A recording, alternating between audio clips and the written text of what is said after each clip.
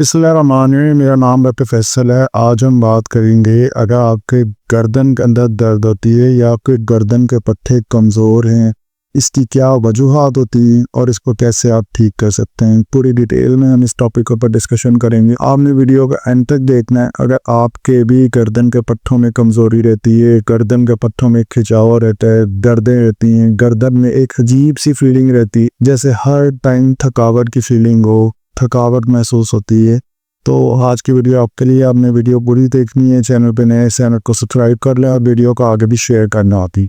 So basically आपकी गर्दन के अंदर जो दर्द होती है इसकी बहुत सारे रीजन होती हैं। उसमें से एक सबसे बड़ी वजह होती है सेडेंट्री लाइफस्टाइल।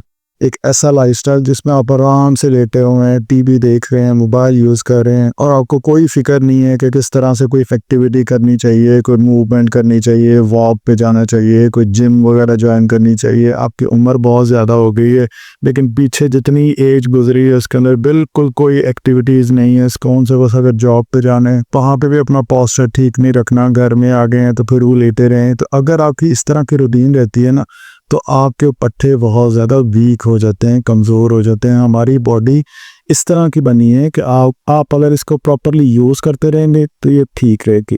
अगर आप इसे यूज़ नहीं करेंगे ना तो उल्टा ये वीक हो जाएगी, उल्टा ये कमज़ोर हो जाएगी। सो एक पहली रीज़न जो आपकी गर्दन के पट्टों को कमज़ोर करती है और गर्दन के पट्टों में दर्दें करती है वो है आपका सेडेंट्री लाइफस्टाइल।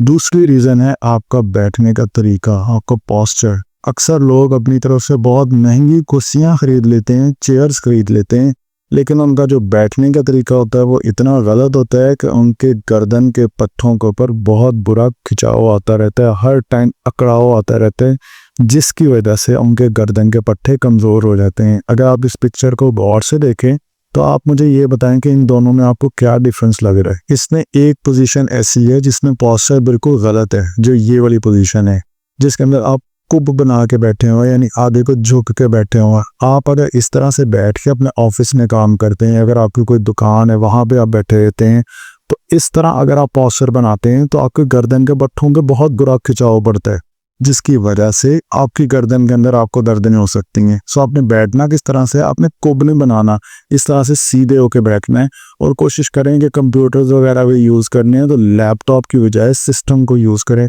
अभी मैं आपके साथ बात कर रहा हूँ तो ये मैंने नीचे स्क्रीन ओपन की हुई है और जिस आई लेंथ के ऊपर यानी मेरी आंखों के लेवल के ऊपर स्क्रीन लगी हुई है और मैं आराम से बैठ के इस तरह से यूज़ कर रहा हूँ। अगर आप लैपटॉप यूज़ कर रहे हो तो मोस्टली आपका पोस्चर इस तरह से बन जाता है, यानी कि आपकी गर्दन नीचे की तरफ गिरी रहती है। ये आपके गर्दन के पट्टों के लिए बिल्कुल भी सही नहीं है। सो अपना ऑफिस में, जॉब पे इन चीज़ों को देखें कि आपका पोस्चर, आपके एर्गोनॉमिक्स ठीक हैं या नहीं। एर्गोनॉमिक्स का मतलब होता है कि आपको बैठना, उठना, लेटने का तरीका।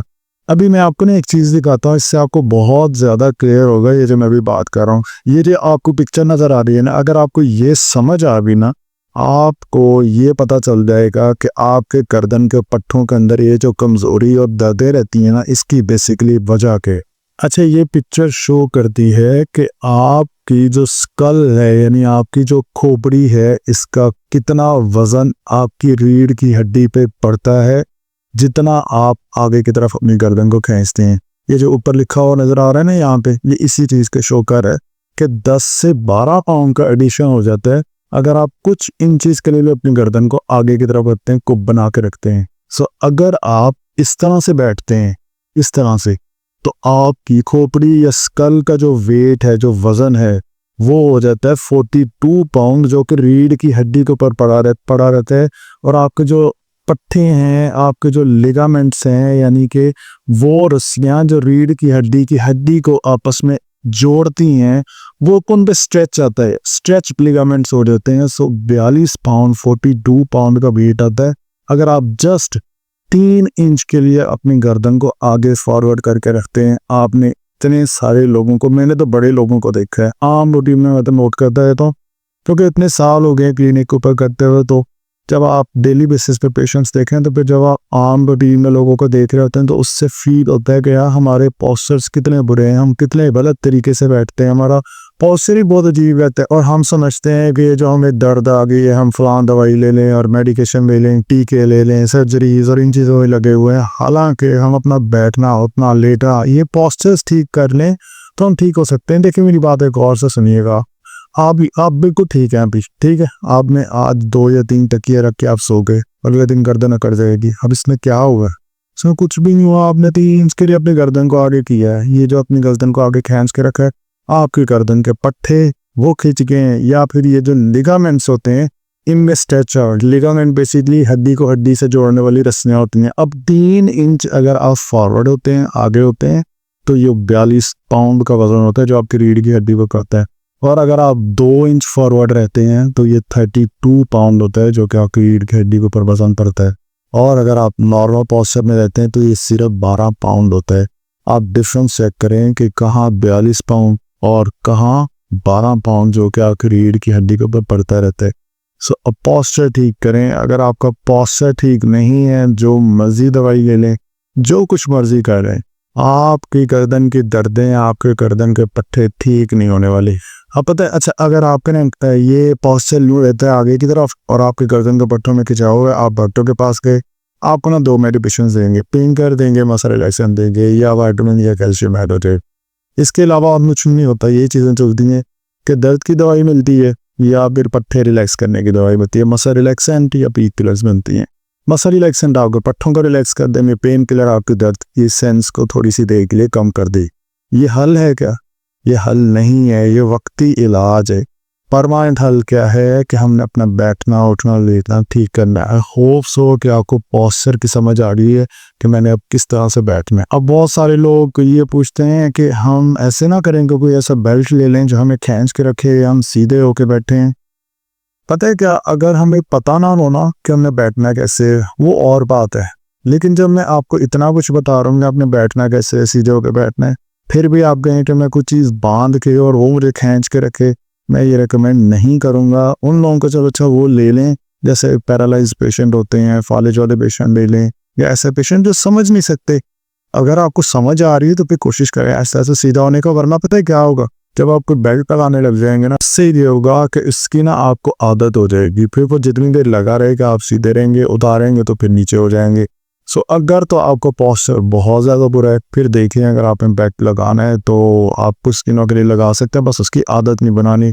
مین چیز ہے کہ اس چیز کو سمجھیں کہ آپ کی گردن پیچھے کی طرف ہونی چاہیے. گردن آگے کو کب بنا کے نہیں پھرنا ہے آپ نے. اس سے آپ کے گردن کے پٹھوں میں بہت زیادہ کھچاؤ اور اکڑاؤ آئے گا. ٹھیک ہے. اب نیکسٹ جو گردن میں درد ہونے کی وجہ ہے وہ ہے ہر ٹائم سٹریس میں رہنا، ٹینشن میں رہنا. پتہ ہے کیا ہوتا ہے، اکثر لوگ جو جاب کرتے ہیں یا پھر جو ہماری عام روٹین بن گئی ہے، ہم ہو گئے ہیں زیادہ ملٹی ٹاسکنگ والے لوگ. ملٹی ٹاسکنگ مطلب یہ ہے کہ آپ آفس میں بیٹھے ہیں، آپ جاب پہ بیٹھے ہیں، آپ دکان پہ بیٹھے ہیں، تو ایک گاہک آ گیا، آپ نے ان کو ایک چیز دے دی ہے، ساتھ میں موبائل یوز کر رہے ہیں، فیس بک چلا رہے ہیں، یوٹیوب چلا رہے ہیں، اور اسی کے ساتھ ہی آپ کیلکولیٹر کھولا ہوا ہے، وہاں پہ بھی کچھ کر رہے ہیں، ساتھ میں رجسٹر پیپر پہ کچھ لکھ رہے ہیں. تو گاہک کی طرف یہ جو ملٹی ٹاسکنگ ہے نا، یہ آپ کے پٹھوں کے لیے بھی صحیح نہیں ہے. ایک تو دماغ کے اوپر اثر ڈالتی ہے، دوسرا یہ پٹھوں کا اپنا سائیکولوجیکل سوشل فیکٹر جو ہے نا، وہ سٹریس آپ کے پٹھوں کے اندر بہت زیادہ کھچاؤ، اکڑاؤ، یہ فیلنگز لے کے آتا ہے. سو اپنی لائف کے اندر کوشش کریں ایک ٹائم میں ایک کام کریں، فوکس ہو کے کریں، ایزی ہو کے کریں. ملٹی ٹاسکنگ کنٹینیوسلی اگر آپ کرتے ہیں تو یہ ایک ایکسٹرا سٹریس ہوتا ہے جو کہ آپ کے پٹھوں میں پرابلم کاز کرتا ہے. گردن کے پٹھوں کے اندر زیادہ تر درد کی یہ بہت بڑی ریزن ہوتی ہے. اس کے بعد ہے اگر آپ کی عمر ہو گئی ہے زیادہ تو بھی آپ کی گردن کے پٹھوں کے اندر کمزوری بھی ہو سکتی ہے، کھچاؤ بھی آ سکتا ہے، دردیں بھی ہو سکتی ہیں. سو یہ ایج ریلیٹڈ چینجز ہوتی ہیں جس میں ہم ڈیجنریٹو چینجز بھی کہتے ہیں، جس کی وجہ سے آپ کے پٹھوں کے اندر کھچاؤ اور اکڑاؤ رہتا ہے. ان سب کو مینیج کیسے کرنا ہے یہ میں لاسٹ میں بتاتا ہوں. ابھی میں صرف آپ کو ریزنز بتا رہا ہوں. اتنے سارے لوگ اگر وہ اپنی ریزنز کو کور کر لینا کہ مجھے کن ریزنز کی وجہ سے یہ دردیں ہوتی ہیں، اگر ان کو کنٹرول کر لیں تو کافی سارا آپ کا علاج تو اسی میں ہی ہو جائے گا. آپ کو بیٹھنا، اٹھنا، لیٹنا میں پوسچرز ٹھیک کرنے، تو وہ اسی میں کافی زیادہ پرابلمس ٹھیک ہو جائیں گے. ٹھیک ہے. سو کازز آپ کو سمجھ آنا چاہیے، وہ بہت زیادہ امپورٹنٹ ہے. اس کے علاوہ جو ریزن ہوتی ہے جس کی وجہ سے گردن میں دردیں ہوتی ہیں وہ ہے کہ کوئی بیماری نہ ہو گئی ہو. لائک اسپونڈیلوسس ہو سکتا ہے، آرتھرائٹس ہو سکتا ہے، نیورولوجیکل ایشوز ہو سکتے ہیں. اس کے علاوہ جو سب سے زیادہ کامن ریزن ہے جس کی وجہ سے گردن میں دردیں ہوتی ہیں وہ ہے ڈسک بلج. اس میں بیسیکلی یہ ہوتا ہے کہ آپ کے گردن کے جو پٹھے ہیں وہ تو درد کر رہے ہوتے ہیں، لیکن اس کے جو نیچے جڑ ہوتی ہے وہ یہ ہوتی ہے کہ آپ کے موہروں کے بیچ کی یہ جو ربڑ ہے، یہ ایک موہرا ہے، یہ دوسرا موہرا ہے، ان کے بیچ کی یہ والی جو ربڑ ہے یہ تھوڑی سی کھسک جاتی ہے، آگے کی طرف چلی جاتی ہے۔ اس کے کھسکنے کی وجہ سے اس کو ڈسک بلج کہتے ہیں، ڈسک سلپ کہتے ہیں۔ اس کے کھسکنے کی وجہ سے، تھوڑا موو کرنے کی وجہ سے یا بلج ہونے کی وجہ سے جو یہ جو یلو کلر کی آپ کو نظر آ رہی ہے نا نس، کرنٹ کی تار، یہ دب جاتی ہے۔ اس کے دبنے کی وجہ سے پھر آپ کی کبھی بازو میں درد آتی ہے، بازو کی بیک سائڈ پہ درد آتی ہے، ہاتھ سن ہوتے ہیں، شروع گردن سے ہو رہی ہے، جڑ وہاں پہ ہوتی ہے۔ یہ ڈیپینڈ کرتا ہے کہ آپ کی کون سی کرنٹ کی تار جو دب رہی ہے، جو بھی کرنٹ کی تار، یعنی یہ والی دب رہی ہے، پیچھے والی دب رہی ہے، سائڈ والی دب رہی ہے، ساتھ میں موہرے کی دب رہی ہے، چھٹے مونگے کی دب رہی ہے، ڈیپینڈ کرتا ہے کہ کون سے پوائنٹ کے اوپر وہ نس دب رہی ہے، تو وہ اسی طرح کے سمٹمز آتے ہیں کہ آپ کے پہلی 2 انگلیاں سن ہوتی ہیں، آخری انگلی سن ہوتی ہے، پیچھے کی طرف کھچاؤ آتا ہے، درد ہوتا ہے۔ یہ ساتھ جڑ جو ہے نا یہ گردن کے اندر ہوتا ہے۔ یہ ایک اور ریزن ہوتی ہے جس کی وجہ سے آپ کے گردن کے پٹھوں میں کھچاؤ، اکڑاؤ، اس طرح کے سائنس آتے رہتے ہیں۔ یہ ہیں ریزنز۔ اب ان کو ٹھیک کیسے کرنا ہے، سلوشن کیا ہے اس کے لیے؟ سب سے پہلا سلوشن اپنا پوسچر ٹھیک کرنا ہے، اپنا بیٹھنا، اٹھنا، لیٹنا ٹھیک کرنا ہے۔ ان دونوں پکچرز میں آپ کو کیا فرق نظر آ رہا ہے، کیا ایسا کیا ہے اس کے اندر؟ آپ دیکھیں گے کہ یہ آگے کی طرف ہے، یعنی کہ کوو بنا ہوا ہے، اسے ہم فارورڈ پوسچر کہتے ہیں۔ ایسے لوگ جن کی گردن کے اندر درد ہیں موسٹلی ان کی یہ والی پوزیشن ہوتی ہے۔ آپ نے یہ پوزیشن بنانی ہے۔ سب سے پہلے تو ہو گیا پوسچر کریکشن۔ نیکسٹ ہے کہ آپ نے چن تک ایکسرسائز کرنی ہے۔ چن تک کا مطلب ہوتا ہے کہ اب چن کا مطلب ہے تھوڑی اس کو نیچے کی طرف ٹک کرنا ہے، یعنی کہ چن کو ٹک کرنا ہے۔ اچھا آپ نا یہ پکچر اگر آپ ویڈیو غور سے دیکھیں تو چن کو نیچے کی طرف ٹک کر رہے ہیں، اب نا گردن کو یوں موو نہیں کر رہے، اس طرح سے موو نہیں کر رہے۔ ہم نے چن کو نیچے ٹک کیا تو پیچھے کی طرف گئے، جسے چن ٹک ایکسرسائز کہتے ہیں۔ آپ گوگل پہ لکھیں گے نا چن ٹک ایکسرسائز، آپ کو اتنی ساری اس کی ویڈیوز ملے گی، کیونکہ یہ اس طرح کی ورزش ہے جن لوگوں کا پوسچر صحیح نہیں رہتا، یعنی گردن آگے کی طرف آئی ہوئی ہے۔ اگر ہم اسے ٹھیک کرنا چاہتے ہیں نا، اس کا بیسٹ سولوشن ہے کہ آپ چن ٹک ایکسرسائز کریں۔ اچھا یہ دیوار کے ساتھ کریں گے تو آپ کا اینگل صحیح رہے گا۔ آپ نے دیکھنا ہے کہ آپ کی سر کی بیک سائڈ اور آپ کے شولڈر یہ دونوں جو دیوار کے ساتھ لگنے چاہیے۔ اگر نہیں لگ رہے ہیں تو زبردستی کرنے کی ضرورت نہیں ہے، دن بدن اس کو بڑھانا ہے۔ آپ نے آج کیا جی 10 سیکنڈ روک کے 2 سے 3 دفعہ 4 دفعہ آپ نے کیا، کل آپ نے 5 دفعہ کیا، 2 دن کے بعد آپ نے 10 دفعہ کیا، مہینے کے بعد آپ نے 50 دفعہ کیا۔ آہستہ آہستہ اس کو گریجولی بڑھانا ہے۔ جب اس کو ٹک کرنا ہے نا نیچے، یعنی کہ اس کو جب ٹک کرنا ہے تو پھر 10 سیکنڈ روکنا ہے۔ یہ تھوڑا انیمیشن ہے تو اس کے سپیڈ سے آپ کو شو ہو رہا ہوگا۔ آپ نے یہ چین کو ٹک کیا اور یہاں پہ روک کے رکھا، 10 سیکنڈ کے لیے روک کے رکھیں گے۔ آپ پہ یہ جو فارورڈ ہے پوسچر کا مسئلہ ہے یہ کافی حد تک کور ہو جائے گا۔ یہ بیسٹ ایکسرسائز ہے۔ اس کے بعد اکثر لوگوں کا سوال ہوتا ہے کہ ہم ٹھنڈی ٹکور کریں یا گرم ٹکور کریں۔ ٹھنڈی ٹکور آپ نے کرنی ہے جب آپ کا مسئلہ ایکیوٹ ہے، نیا ہے، تب آپ نے ٹھنڈی ٹکور کرنی ہے، یا جب آپ کے سوزش ہے تو آپ نے ٹھنڈی ٹکور کرنی ہے۔ اور گرم ٹکور تب کرنی ہے جب آپ کا مسئلہ یعنی گردن کے پٹھوں کا پرابلم بہت پرانا ہے اور آپ کے پٹھوں کے اندر اکڑاؤ ہے، یعنی پرانا اور اکڑاؤ گرم ٹکور، نیا اور سوزش آپ نے ٹھنڈی ٹکور کرنی ہے۔ ان دونوں میں سے ایک بھی ہو سکتا ہے، یعنی صرف سوزش ہو، یعنی آپ کا پرابلم اتنا زیادہ پرانا ہے لیکن آج صبح سے یار سوزش ہوئی رہی ہے تو ٹھنڈی ٹکور کریں، چاہے یہ پرانا ہے۔ تو نیا پرابلم سوزش ٹھنڈی ٹکور، پرانا پرابلم اکڑاؤ گرم ٹکور۔ یہ آپ نے ڈیسائیڈ کر لینا ہے کہ اب آپ کا کیا ایشو ہے، اس کے اکارڈنگ آپ نے ڈیسائیڈ کرنا ہے۔ اس کے علاوہ آپ اپنے کھانے امپروو کریں، ایسے کھانے کھائیں جس سے آپ کو پٹھوں کی کمزوری میں کمی ہو، لائک وائٹامن ڈی لیں، آپ کیلشیم لیں، آپ دودھ لیں، دہی لیں، پروٹین رچ فوڈز لیں۔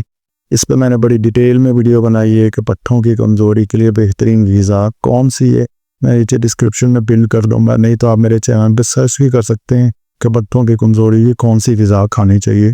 اپنی غذا کو چینج کرنا ہے، کھانوں کو چینج کرنا ہے۔ اس کے بعد اگر آپ کے نیئر بائی کوئی تھیراپی سینٹر ہے وہاں پہ وزٹ کر کے ڈفرینٹ الیکٹرو تھیراپی کی آپ مشینز لگا سکتے ہیں۔ اس سے بھی آپ کے جو پٹھوں کی کمزوری ہے، پٹھوں کا جو کھچاؤ ہے وہ بہت حد تک کم ہو جاتا ہے۔ اگر آپ ملتان سے ہیں تو آپ میری کلینک پہ وزٹ کر سکتے ہیں۔ اگر آپ کسی اور شہر سے ہیں تو اپنے نیئر بائی تھیراپسٹ کو دیکھ لیں۔ پہلے کوشش کریں کہ اپنی تشخیص کروائیں۔ اگر آپ کو سمجھ نہیں آ رہی نا کہ آپ کی گردن کی درد کیوں ہو رہی ہے तो नीचे डिस्क्रिप्शन के अंदर मेरा व्हाट्सएप का नंबर है, मेरी टीम के साथ आप कांटेक्ट करके अपनी अपॉइंटमेंट बुक करवा सकते हैं। हम डायरेक्टली वीडियो कंसल्टेशन के ऊपर भी डिस्कस कर लेंगे आपस में बैठ के, तो आप मुझसे अपनी कंडीशन को डायरेक्टली डिस्कस कर लेंगे। मैं आपको गाइड कर दूंगा कि आपको प्रॉब्लम एक्चुअली है क्या, इसके बारे में सारी डिटेल से डिस्कशन हो जाएगी। आप अपनी इलेक्ट्रोथेरेपी के ज़रिए पट्टों में खिंचाव काफ़ी हद तक कम करवा सकते हैं अगर आपका डायग्नोसिस सही हो जाए। इसके अलावा गर्दन के पट्टों में खिंचाव अकड़ाव की एक बहुत बड़ी वजह होती है कि जिन लोगों को डिहाइड्रेशन हो। इसका मतलब ये है कि आपको पानी की कमी हो, तो जब पानी की कमी हो तो आपके मसल्स के अंदर अकड़ाव रहता है, टाइटनेस रहती है, सख्ती रहती है। डिहाइड्रेशन नहीं होने देनी, पानी का ज़्यादा से ज़्यादा इस्तेमाल करना है। इससे ही आपके पट्टों के अंदर जो खिंचाव है, अकड़ाव है, वो काफ़ी हद तक कम हो जाएगा। इसके अलावा जब आपने सोना है तो आपका पोस्चर ठीक रहना चाहिए। अब मैं नोट किया वीडियो के शुरू होने से लेके वीडियो का एंड होने वाला है, अभी तक मैं पोस्चर कह रहा हूँ। तो मैं इसलिए कह रहा हूँ क्योंकि गर्दन में दर्द हो या कमर में दर्द हो, सबसे बड़ी वजह है हमारा गलत पोस्चर। हम लोग इस चीज़ की एहतियात नहीं करते। जब आपने लेटना है, आपके गर्दन का पोस्चर सही होना चाहिए। अब आप मुझे ये बताएं कितने लोग हैं जो इस तरह से लेटते हैं कि आपकी गर्दन का जो पोस्चर है वो ऐसा रहे, ये जो आपको नज़र आ रहा है इस तरह से रहना चाहिए।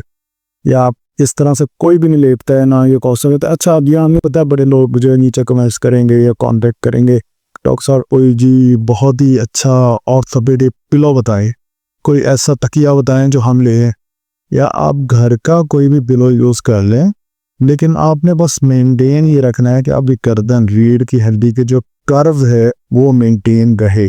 ये ना हो कि गर्दन का तकिया इस तरह से रखा। अक्सर लोग तो दो तकिए रखते हैं, तकिए को टेढ़ा करके रख लेंगे। अपना वो पोस्चर मोबाइल भी यूज़ कर रहा होता ना, इतना हमारे एक तो ना पोस्चर इस तरह का मोबाइल यूज़ की वजह से और आम रूटीन इस तरह की हो गई है, बात करते हुए टेढ़े हुए होंगे, ये इस तरह से हाथ रखा हुआ होगा, बात हो रही होगी। आपका ये जो पोस्चर होता है ना, ये आप थोड़ी सी देर भी बनाते हैं, या तो आपके पट्टे इतने मजबूत हो कि आप जो गलत पोस्चर बना रहे हैं, जो वज़न उठा रहे हैं, आपके पट्टों में इतनी एबिलिटी है कि वो आपका वज़न उठा लें, आपको वो जो आपने वेट एक सर के ऊपर रखा हुआ वो उठा ले। फिर तो आप जो दिल करते हैं करते रहें, आपके पट्टों में खिंचाव नहीं होगा, आपकी रीढ़ की हड्डी खराब नहीं होगी, क्योंकि आपके पट्टे मजबूत हैं। जिम जाते हैं, वज़न उठाते हैं, आपके पट्टों को आदत है।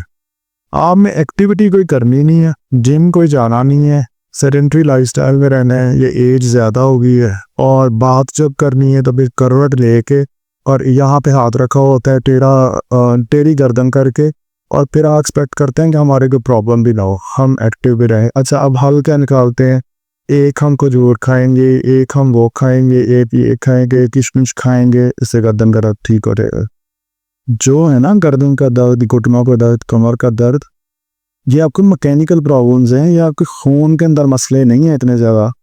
कुछ कंडीशन होती हैं जैसे घंटिया के पेशेंट है, रूमेटॉइड आर्थराइटिस के पेशेंट्स हैं, उनमें हो सकता है, लेकिन ज़्यादातर ये पोस्चर मैकेनिकल प्रॉब्लम आपके पोस्चर से ठीक होते हैं। ये इससे ठीक नहीं होता कि आपने ये इतने ग्राम ये खा लिया, उतने ग्राम ये खा लिया। ठीक है, डाइट लेने से आपको नुकसान नहीं होगा, आपको फ़ायदा होगा। सही डाइट आप खाना अगर से खाएंगे, लेकिन अगर आप अपना पोस्चर ठीक नहीं रख रहे हैं, आप अपनी तरफ से बहुत महंगे जो है अलसी के बीज लिए हैं, फ्लैक्स सीड्स लिए हैं, चिया सीड लिए हैं, लेकिन जब आप बैठे हैं, कुक बना के बैठे हैं और कंप्यूटर पे यूज़ कर रहे हैं, 3 घंटे गुजर गए। अब बैंक के जॉब करने वाले जो लोग हैं, अक्सर मैंने उन्हें देखा है, वो जब बैठे होते हैं, मेरे क्लिनिक में इतने पेशेंट आते हैं जो बैंकिंग की जॉब के टीचर जो खड़े होके पढ़ाते हैं, जिनका टाइम सारा दिन जो खड़े होकर गुजरता है। अपने पोस्चर्स को ठीक रखना है। ऐसे लेटना जब है तो अपनी गर्दन की कर्व को मेंटेन रखें।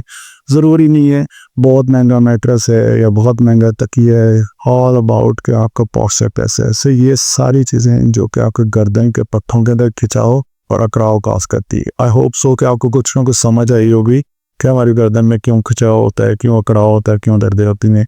अब आपके जो कोई स्पेसिफिक रीज़न है, कोई कंडीशन है, इसे कमेंट्स में बताएं आपने कैसे मैनेज किया था। बाकी जहाँ तक बात है, ये जो मैं अभी डाइट के बारे में कह रहा था, डाइट का फ़ायदा होता है खाना अच्छा खाने से या अच्छी चीज़ें खाने से। फ्लैक्स सीड्स का, चिया सीड का, तिल का, बीज का, इन सब चीज़ों का फ़ायदा है, इनका नुकसान नहीं है। लेकिन हमारे लिए इम्पॉर्टेंट क्या है कि जो हमारा मसला है उस मसले का ट्रीटमेंट करें, ना कि कोई ऐसे टोटके वगैरह करें जिसका उससे लेना देने नहीं है। सो अपने पोस्चर्स को ठीक करें, अपने गर्दन को आपने ठीक करना है।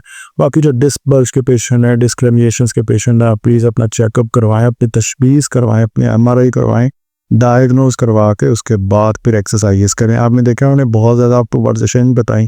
مین چیز ہے کہ آپ اپنا پوسچر, اپنی پوزیشنز اور آن دی فزیکل ایکٹیویٹیز کو ٹھیک ہے. اگر آپ کو ویڈیو اچھی لگی ہے تو آپ نے اپنے فرینڈس فیملی کے ساتھ شیئر کرنا ہے. اس چینل پہ نئے اس چینل کو سبسکرائب کر لیں. Thank you so much for watching this video.